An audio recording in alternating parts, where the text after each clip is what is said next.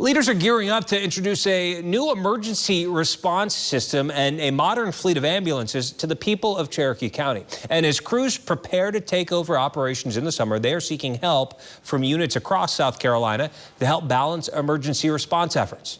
Our Caitlin Ashbaugh has the story from Cherokee County. Caitlin?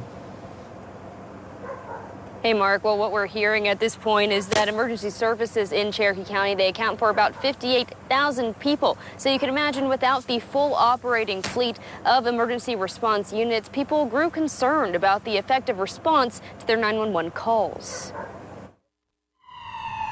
Starting Monday morning, there was one ambulance covering the whole county. Cherokee County announced earlier this year it would be taking over from Thorne, the company supplying its EMS equipment 3 years into a 4-year contract. The deal provided leaders with 180 days to fill any gaps in emergency response. Getting an agency license is not just, I want to start an ambulance.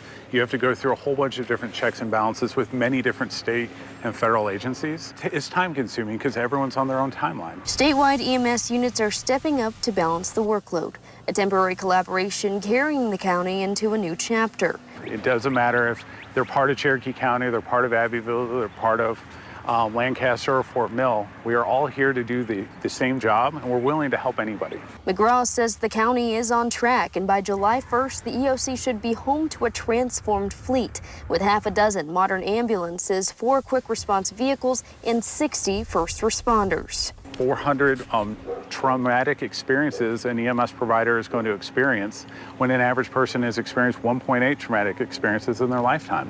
It is mentally hard to be an EMS provider, so these people who are willing to do this for individuals not in their community, I think it really shows their character.